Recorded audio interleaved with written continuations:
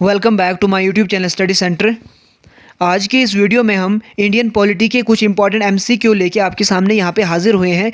तो इसमें हम टॉप जो इंपॉर्टेंट एमसीक्यू होंगे रिलेटेड टू इंडियन पॉलिटी वो हम डिस्कस करेंगे। ये इंपॉर्टेंट होगा फॉर ऑल कम्पिटेटिव एग्जाम्स। इसका लेवल होगा मॉडरेट लेवल होगा, मॉडरेट टू डिफ़िकल्ट लेवल होगा। सभी एग्जाम्स के लिए जो भी कम्पिटेटिव एग्जाम है जिसमें Indian polity as a component होता है उस सब के लिए ये एमसीक्यू बहुत ज़्यादा इंपॉर्टेंट होने वाले हैं। तो एंड तक बने रहिए वीडियो के साथ। हम एमसीक्यू एक सॉल्व करेंगे। एमसीक्यू के साथ जो भी उनके ऑप्शंस होंगे, स्टेटमेंट्स होंगे, उनको भी हम कंप्लीट यहाँ पे डिटेल के साथ डिस्कस करेंगे, चीज़ें याद करेंगे। तो वीडियो के साथ एंड तक बने रहिए, आपको बहुत सी चीज़ें यहाँ पे सीखने को मिलेंगी। तो बिना टाइम वेस्ट करते हुए हम स्टार्ट करते हैं आज का वीडियो। देखिए ये आएगा सीरीज़ में, पहले पार्ट नंबर 1 आएगा, फिर पार्ट नंबर 2 आएगा इंडियन पॉलिटी के रिलेटेड जो भी एमसीक्यू होंगे। फिर अगला इसी तरह से हम कंपोनेंट लेंगे, जैसे इंडियन इकोनॉमी ली, फिर साइंस ली।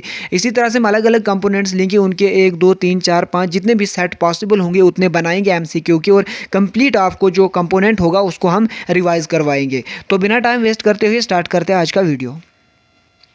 आज का पहला एमसीक्यू है, which of the following state is not included in the 6th schedule of the Indian constitution. बोला गया है क्वेश्चन में कि इनमें से कौन सी state 6th schedule of the Indian constitution का पार्ट नहीं है। यहाँ पे शेड्यूल्स की बात करी आई तो मैं एक बात यहाँ पे आपको बोल दूँ कि जो इंडियन कॉन्स्टिट्यूशन है इसमें presently there are 12 schedules in the constitution of India. Originally जो इंडियन कॉन्स्टिट्यूशन था उसमें 8 शेड्यूल्स थे, लेकिन with the passage of time इसमें और 4 शेड्यूल्स इंक्लूड हुए और अब टोटल इसमें 12 शेड्यूल्स हो चुके हैं।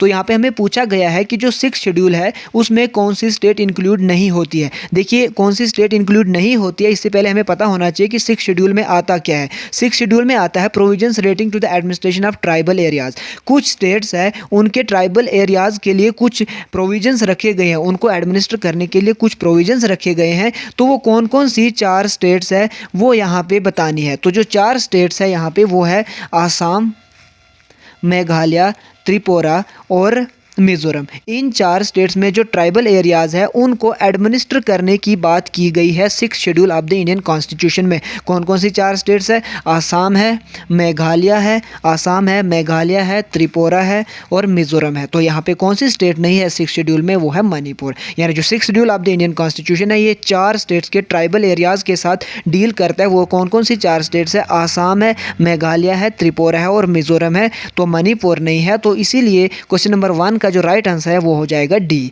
इसी तरह चलते हैं हम क्वेश्चन नंबर 2 को डिस्कस करते हैं। क्वेश्चन नंबर 2 है, we are which of the following amendment the term socialist and the term socialist was inserted in the preamble of Indian constitution. बोला गया है कि वो कौन सा अमेंडमेंट हुआ था जिसमें जो वर्ड सोशलिस्ट है वो प्रियम्बल ऑफ इंडियन कॉन्स्टिट्यूशन में इंसर्ट किया गया था। सबसे पहले जो प्रियम्बल होता है वो एक आइडेंटिटी कार्ड, वो एक प्रीफेस होता है कॉन्स्टिट्यूशन के लिए। जिस तरह से पहला पेज होता है, इंट्रोडक्शन होता है, उसी तरह से कॉन्स्टिट्यूशन में प्रियम्बल होता है। तो प्रियम्बल में ओरिजिनली जो वर्ड सोशलिस्ट था वो इंक्लूडेड नहीं था, इसको लेटर डाला गया था बाय ए कॉन्स्टिट्यूशनल अमेंडमेंट। तो हमें पूछा गया है कि वो कौन सा अमेंडमेंट था जिसके थ्रू सोशलिस्ट वर्ड प्रियम्बल में इंक्लूड किया गया था। तो जो क्वेश्चन नंबर 2 है इसका राइट आंसर हो जाएगा 42nd कॉन्स्टिट्यूशनल अमेंडमेंट एक्ट। यानी जो 42nd कॉन्स्टिट्यूशनल अमेंडमेंट एक्ट 1976 हुआ था, इसी में जो वर्ड सोशलिस्ट था उसको इंक्लूड किया गया था preamble of the Indian constitution में।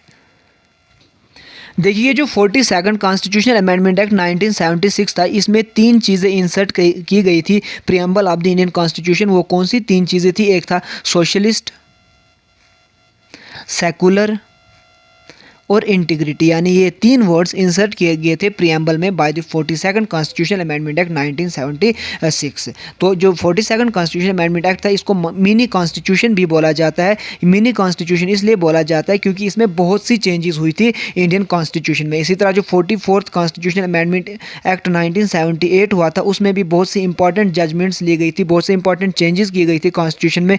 जैसे राइट टू प्रॉपर्टी जो एक पहले फंडामेंटल राइट था उसको भी डिलीट कर दिया गया था 44th कॉन्स्टिट्यूशनल अमेंडमेंट एक्ट 1978 को। तो ये 2 इंपॉर्टेंट कॉन्स्टिट्यूशनल अमेंडमेंट एक्ट्स थे। एक था 42nd कॉन्स्टिट्यूशनल अमेंडमेंट एक्ट 1976, दूसरा था 44th कॉन्स्टिट्यूशनल अमेंडमेंट एक्ट 1978। इसके अलावा अगर हम बात करें 38th constitutional amendment act, 49th और 52nd की, जो ये 38th कॉन्स्टिट्यूशनल अमेंडमेंट एक्ट हुआ था, 38th कॉन्स्टिट्यूशनल अमेंडमेंट एक्ट हुआ था 1975 में। इसी तरह 42nd का भी हमने बात की 1976 में हुआ था। 49th कॉन्स्टिट्यूशनल अमेंडमेंट एक्ट की अगर मैं बात करूँ, ये हुआ था 1984 में, और जो 52nd कॉन्स्टिट्यूशनल अमेंडमेंट एक्ट है ये हुआ था 1985 में। तो इंपॉर्टेंट यहाँ पे अगर बातें करें, 38th कॉन्स्टिट्यूशनल अमेंडमेंट एक्ट हुआ था 1975 में, 42nd कॉन्स्टिट्यूशनल अमेंडमेंट एक्ट हुआ था 1976 में, 49th कॉन्स्टिट्यूशनल अमेंडमेंट एक्ट हुआ था 1984 में, 52nd कॉन्स्टिट्यूशनल अमेंडमेंट एक्ट हुआ था 1985 में। आई होप आपको पहले दो क्वेश्चन बहुत अच्छे से समझ आए होंगे, उनका जो हमने एक्सप्लेनेशन किया ये भी आपको अच्छे से समझ आया होगा। चलते हैं, देखते हैं अगला इंपॉर्टेंट क्वेश्चन क्या है। अगला क्वेश्चन है, who participate in the presidential election. आपको पता है जो प्रेसिडेंट ऑफ इंडिया है वो इनडायरेक्टली इलेक्ट किया जाता है by the people of India. तो जो प्रेसिडेंशियल इलेक्शन होता है उसमें पीपल डायरेक्टली पार्टिसिपेट नहीं करते हैं। तो क्वेश्चन पूछा गया है कि अगर पीपल डायरेक्टली पार्टिसिपेट नहीं करते हैं तो who participate in the presidential election in India. तो यहाँ पे हम देखते हैं आंसर क्या है। यहाँ पे पहले हम ऑप्शंस को देखते हैं। Elected members of both the houses of parliament, elected and nominated members of state legislative assembly, members of all union territories और ऑल ऑफ द अबव। देखिए जो ये प्रेसिडेंट ऑफ इंडिया है इसको इलेक्ट किया जाता है by electoral college, by electoral college. President of India is elected by electoral college. और इलेक्टोरल कॉलेज में कौन से मेंबर्स होते हैं? Electoral college consists of elected members of both the houses of parliament, elected members of both the houses of parliament and elected members of state legislative assembly of states. यानी जो electoral college होता है जो president को चुनता है, जो president के इलेक्शन में पार्टिसिपेट करते हैं, उसमें कौन कौन से मेंबर्स होते हैं? उसमें होते हैं elected members of both the houses of parliament जो कि है लोकसभा और राज्यसभा, और प्लस इसके साथ elected members of state legislative assembly में इसमें पार्टिसिपेट करते हैं।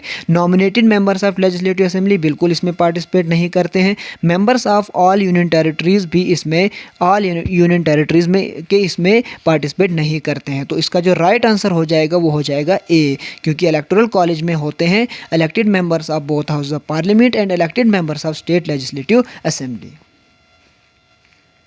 इस क्वेश्चन का जो राइट आंसर हो जाएगा वो हो जाएगा ए। एक्सप्लेनेशन यहाँ पे हम देख लेते हैं। In the presidential election elected members of both the houses of parliament, elected members of state legislature and only elected members of Delhi and Pondicherry legislature participate. तो खाली दिल्ली और पौडीचेरी की जो यूनियन टेरिटरीज है उनके elected members of legislative assembly participate करते हैं presidential election में, न कि सारे के सारे यूनियन टेरिटरीज के मेंबर्स। इसीलिए बाकी बी एंड सी गलत हो जाएंगे और इसका राइट आंसर हो जाएगा ए।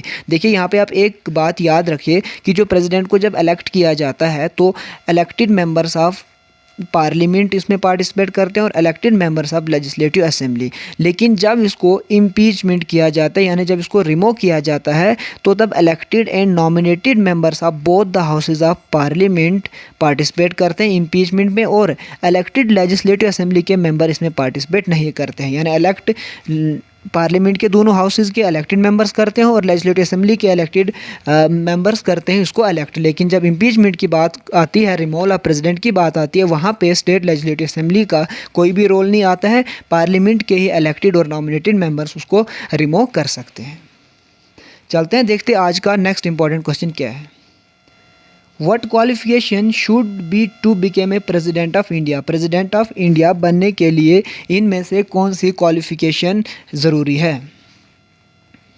35 years of age, he should be eligible to be elected as member of Rajya Sabha, must be a citizen of India, या only A and C? देखिए यहाँ पे पहली है कि 35 years of age होना चाहिए, जी हाँ ये सही है। दूसरा, he should be eligible to be elected as member of Rajya Sabha, ऐसी कोई बात नहीं है। प्रेसिडेंट बनने के लिए राज्यसभा का मेंबर के लिए एलिजिबिलिटी ज़रूरी नहीं है। Must be a citizen of India, ये भी सही है। तो इसका जो राइट आंसर हो जाएगा वो हो जाएगा ओनली ए एंड सी। तो जो क्वेश्चन नंबर 3 है इसका राइट आंसर हो जाएगा डी।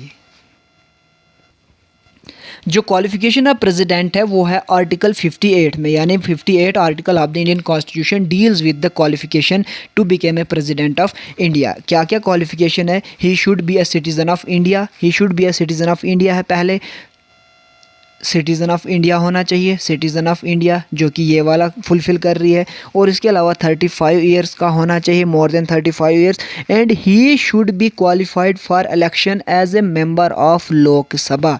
ये यहाँ पे एक कंडीशन है कि he should be eligible to be elected as a member of Lok Sabha न कि राज्यसभा, इसीलिए बी स्टेटमेंट गलत हो जाएगा। ए और सी हो जाएंगे राइट। तो क्वेश्चन नंबर 3 का राइट आंसर हो जाएगा डी। ये जो क्वालिफिकेशन है ये 58 आर्टिकल डील करता है क्वालिफिकेशन ऑफ प्रेसिडेंट के साथ। चलते हैं देखते हैं अगला क्वेश्चन, उससे पहले हम यहाँ पे एक्सप्लेनेशन देख लेते हैं। To become president of India, candidate must be 35 years old, must be an Indian citizen and should be eligible to be elected as member of Lok Sabha। तो चलते हैं अगला क्वेश्चन डिस्कस करते हैं। Which of the following statement is wrong? इनमें से कौन सी statement wrong है? Elected and nominated members of the state legislative assembly participate in the presidential election। देखिए ये चीज़ हमने अभी डिस्कस की, तो आई होप आपको ये अच्छे से समझ आना चाहिए और ये आप खुद भी कर लोगे जिस तरह से हमने पहले डिस्कशन की प्रेसिडेंशियल इलेक्शन के बारे में। बोलता है इनमें से कौन सा गलत है। Elected and nominated members of state legislative assembly participate in the presidential election, गलत, क्योंकि इलेक्टेड मेंबर्स तो पार्टिसिपेट करते हैं लेकिन नॉमिनेटेड मेंबर्स इसमें पार्टिसिपेट नहीं करते हैं, तो पहला हो जाएगा गलत। दूसरा, the union executive include the president, vice president, prime minister, attorney general of India, क्या ये राइट है? जी ये राइट है। Impeachment may be initiated against the president for breach of constitution, article 56 envisages the tenure of president. देखिए अभी तक हमने ये डिस्कस किया, इसी के बेसिस पे हम देख सकते हैं कि इसका राइट आंसर हो जाएगा ए। तो रॉन्ग कौन सा है? ये पहला ही वाला है। इसी के बेसिस पे हमने क्वेश्चन का आंसर दे दिया जो हमने एक चीज़ डिस्कस की थी। अब हम बाकी चीज़ें डिस्कस करेंगे। जो यूनियन एग्जीक्यूटिव होता है वो होते हैं कौन कौन से?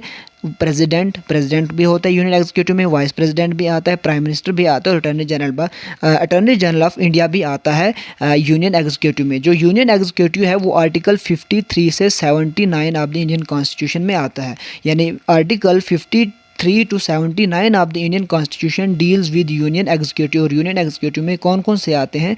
प्रेसिडेंट आता है, वाइस प्रेसिडेंट आता है, प्राइम मिनिस्टर ऑफ इंडिया आता है, अटॉर्नी जनरल ऑफ इंडिया आता है। इम्पीचमेंट मतलब जो हम रिमूव करते हैं प्रेसिडेंट को बाय इम्पीचमेंट, वो इनिशिएटेड हो सकती है against president for breach of constitution. अगर उसने कॉन्स्टिट्यूशन के रूल्स को तोड़ा, कॉन्स्टिट्यूशन की खिलाफ वर्जी की, तो इम्पीचमेंट प्रोसेस एक प्रेसिडेंट के खिलाफ स्टार्ट हो सकता है। तो और डी बोला है article 56 envisages the tenure of president. जो आर्टिकल 56 है वो क्या डील करता है? वो डील करता है with the tenure of president. तो ये भी सही है, तो राइट आंसर हो जाएगा इसका ए, क्योंकि हमें रॉन्ग बोलना था। बाकी बी सी डी तीनों ठीक है, तो इसका राइट आंसर हो जाएगा ए।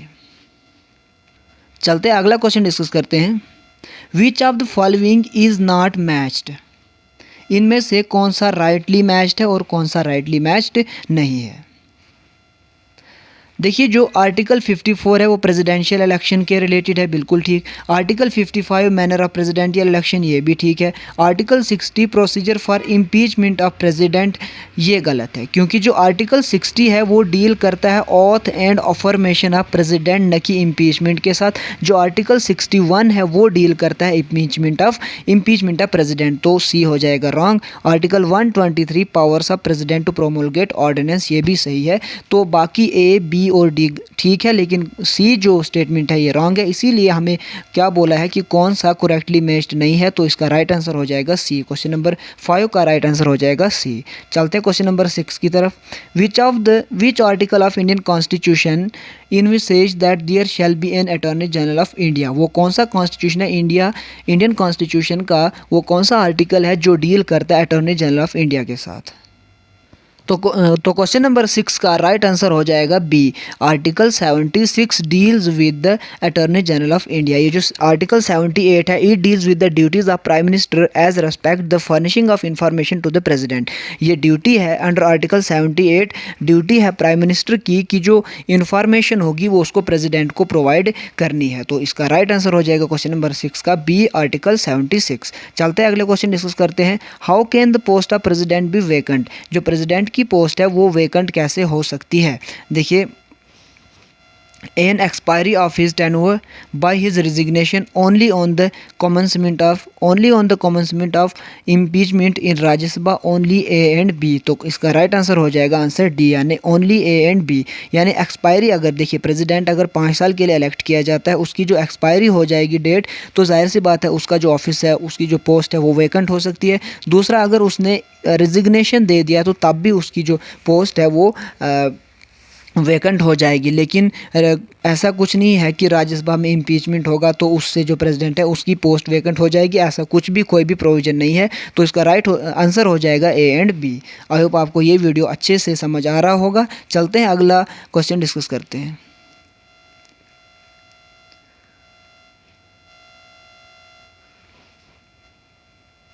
क्वेश्चन नंबर 8 है, which of the following statement is not correct. इसमें बोला गया है कि जो नीचे स्टेटमेंट्स दी हुई है इसमें से कौन सा स्टेटमेंट गलत है। पहला है president is the head of military force of India. जी हाँ, ये बिल्कुल राइट है कि जो प्रेसिडेंट ऑफ इंडिया है वो मिलिट्री फोर्सेज का हेड है। दूसरा है president can appoint a commission to investigate into the condition of schedule caste and schedule tribes. जी हाँ, जो भी शेड्यूल कास्ट और शेड्यूल ट्राइब्स की कमिटीज़ बनाई जाती है उनको अपॉइंट कौन करता है, प्रेसिडेंट करता है, ये भी राइट है। Parliament can declare any area as scheduled area, इस पे हम थोड़ी देखते हैं, अभी बाद में चर्चा करते हैं। President of India chooses the chairman of finance commission. जी हाँ, ये भी सही है। हर 5 साल के बाद president of India finance commission of India बनाता है और उसका जो चेयरमैन होता है उसको भी कौन चूज़ करता है, प्रेसिडेंट ऑफ इंडिया। तो जो इसका राइट है, मतलब बिल्कुल ठीक स्टेटमेंट्स है, ए भी स्टेटमेंट ठीक है, बी भी, डी भी, लेकिन जो सी स्टेटमेंट है ये रॉन्ग है। तो इसीलिए क्वेश्चन नंबर 8 का जो राइट आंसर हो जाएगा वो हो जाएगा सी। देखते हैं यहाँ पे एक्सप्लेनेशन में क्या है। President of India can declare any area as scheduled area, यानी यहाँ पे बोला है कि पार्लियामेंट किसी भी एरिया को शेड्यूल्ड एरिया करार दे सकता है, लेकिन ये पार्लियामेंट के पास नहीं बल्कि किसके पास ये पावर है कि वो किसी भी एरिया को शेड्यूल्ड एरिया घोषित कर दे, ये पावर है प्रेसिडेंट के पास। यहाँ पे पार्लियामेंट बोला है, इसीलिए जो सी स्टेटमेंट है ये रॉन्ग हो जाएगी। तो आई होप आपको ये वीडियो हेल्पफुल लगा होगा। ये पार्ट नंबर 1 था। इसी तरह से पार्ट नंबर 2, 3, 4, 5 जितने भी पार्ट्स पॉसिबल होंगे उतने में लेके आऊँगा। तो जो भी वीडियो को पसंद यहाँ पे कर रहा है तो प्लीज़ वीडियो को लाइक कीजिए, चैनल को सब्सक्राइब कर लीजिए और ज़्यादा से ज़्यादा शेयर कीजिए। आज की वीडियो में इतना रखते हैं, मिलते हैं नए वीडियो में पार्ट नंबर 2 के साथ। तब तक के लिए अपना ख्याल रखिए। Thank you.